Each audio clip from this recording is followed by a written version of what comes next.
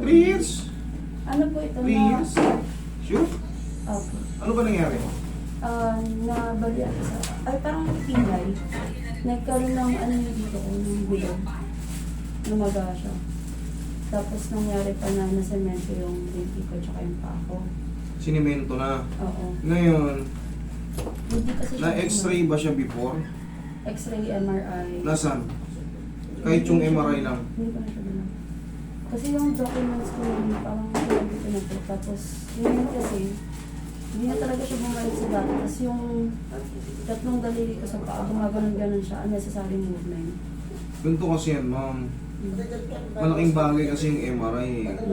Katulad niyan, may kumbaga involuntary movement na, kumbaga hindi mo na makontrol. Hindi katulad sa kabila na parang okay lang. Sa kabila, may pusa na hindi mo na makontrol. Hindi na ordinaryong tapilok yan. Maaring may mga tapilok ka lang ba o nadisgrasya ka sa motor o nalaglag ka sa kung saan. Tapilok lang siya. Naka-work Tapilok from lang. home kasi ako nun. Holiday sa US. Tapos natapilok ako sa toilet. Tapos, Then after nun, namaga siya. Ganyan, na semento. Ito lang kasi talaga yun eh. Ito. tapos umabot na ng 3 years. Dapat, 2 years or so. Tapos ngayon kasi sumasakit na yung dito ko. alam mo kung bakit? Kasi syempre, once na may masakit dyan, pag maglakad tayo, parang yung pinoprotektahan natin, parang hindi madiin to ng todo. Eh, syempre, mag-i-imbalance ka. Kasi syempre, may nararamdaman ka kung maaaring kahit pa Parang paano, bumubuhat. umaano ka. Yung susunod na joint, syempre, imbalance nga. Gumaganon, parang napepektusan. Pero madali lang naman ayusin yun. Ito, dahil 3 years na tapos may involuntary movement ka mo, maganda sana kung na-picturean mo yung MRI mo para nalaman ko kung meron bang napunit na ano. Meron pong punit nun. Sabi ng Meron doktor punit? sa akin, nung pumunta kami ng ortho, yung pinakahuling visit ko, sabi na ano na lang yan, papagalingin mo na lang, maliit na punit na lang yan Maliit sa na punit MRI lang. mo. Sabi ko na. Saan daw? Saan banda? Anong pagkaka... Nandito siya eh, sabi sa akin ng doktor. Pero after kasi nun, parang 6 months after ako hindi nakalakad ng maayos. Kaya nga eh. Nakaganon lang ako. Medyo ano yun sa'yo eh, medyo malakas ang pagkakadali ng tapilok mo. Hindi ordinary yung... Buti pa yung mga nagbabasketball eh.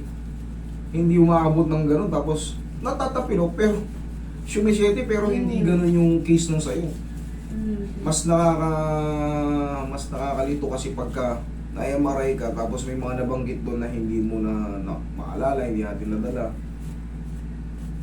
Ang laking bagay kasi nun. Pero magkaganon mo man, checkin natin ha. Higa ka dyan. Higa. Abroad kayo, nagkaroon kayo ng files na ganyan. Kasi ang papel nasisira. Picturean nyo na para palagi lang nandyan sa ano nyo. Picturean nyo lang yung film tsaka yung ano, pinakapapel para makikita natin kung ano yung na-damage. Kasi pag may mga napuputol, baka magtaka ka. Bakit hindi gumagaling? Bakit ganun? Nagkaroon ng involuntary. Bakit? Parang bumengkong na yung paa ko. Kasi nasisira yung mga piyesa. Pag hindi na naibalik yun, sa loob ng 3 taon, gagaling na yun na gano'n ang structure niya. Yun ang ano, yun yung baka hindi mo maintindihan, yun sana yung ipapaintindi ko. Pero wala na, ipapili, chichikin na natin. Total lang dito.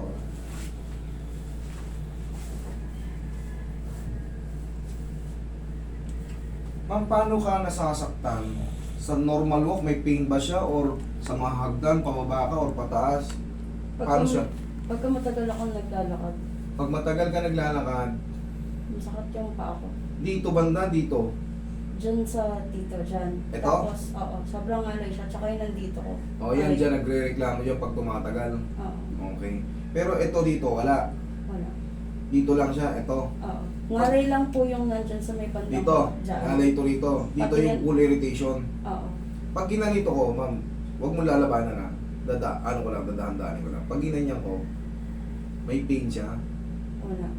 Pababa. Wala. Very good. Pag ganito, Wala. okay, good. Pag ganito, Wala. okay, good yun sa ano, good yun sa pag ganyan-ganyan. Ngayon, pag napapagod lang sa paglalakad. Oo. Pero eto, pag pinindot ko itong ganito, okay lang. Tapos itataas ko ng konti. Parang magsisirculate yung dugo kapag ka pinipindot yan dyan. Parang gumagalaw siya ng ano. Oo. Okay, parang yung manhid niya parang kakalat. Oo. Ganon. Pag pinipindot ko rito. Oo. Dito sa kabila, Wala. aangat ko ng konti. Wala. Dito sa likod, yan. Wala.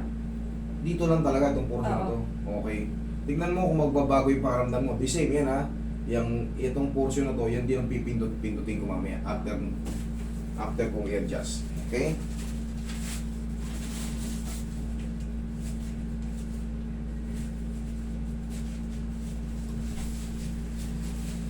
Boy, relax lang ha. One more.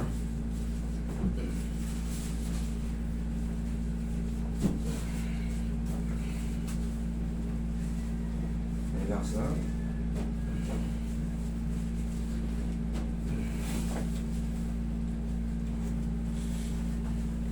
Kung lalabanan na, hayaan mo siyang Mm.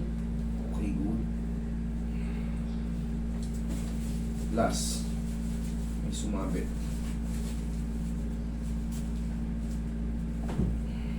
Okay, thank you. Pahingin may wagang pao natin.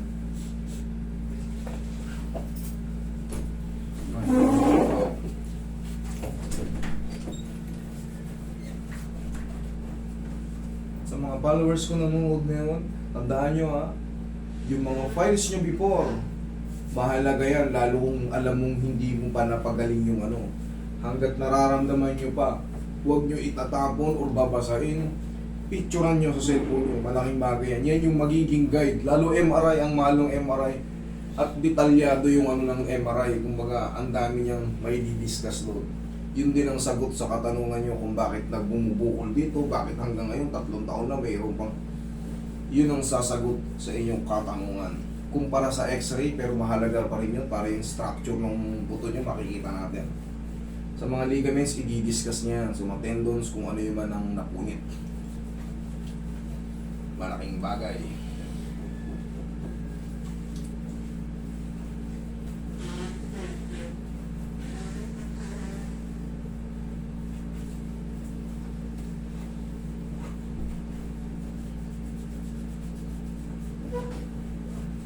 Hayaan mo muna sumingaw. Dito tayo sa may ano, kabilang side. Tagilid ka, ma'am.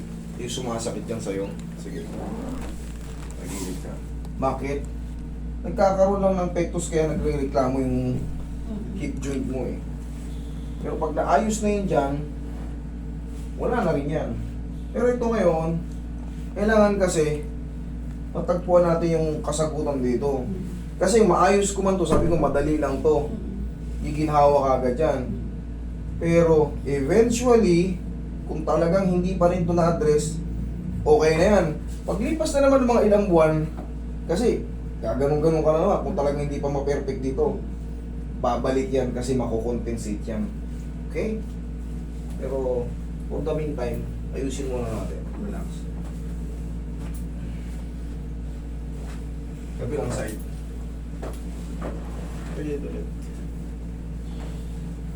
Tupito, yan, straight. Hawak dyan. Yan. Huwag mo lalabanan ha. Yan. Tapa ka kayo, ma'am.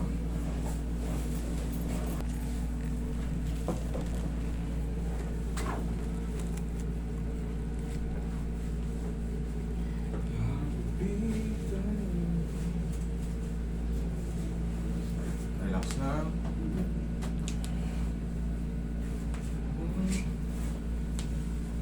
Relax.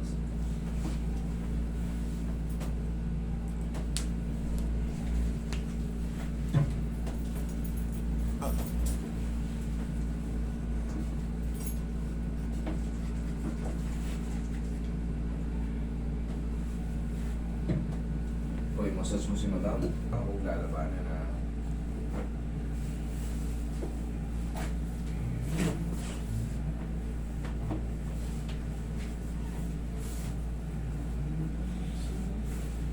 Lambutan mo lang. Yan, lambutan mo lang. Thank you. Okay. ngayon, ma'am, dahil napasingaw ko na to, etong portion na to, di ba, sabi ko, babalikan ko to. O ngayon, obserbahan mo, pipindutin ko.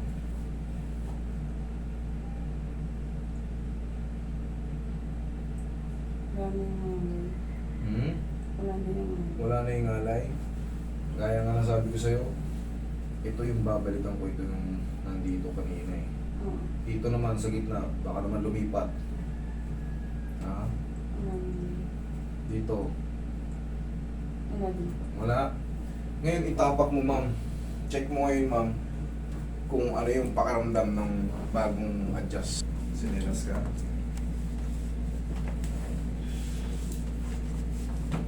Sige, lakad ka ba?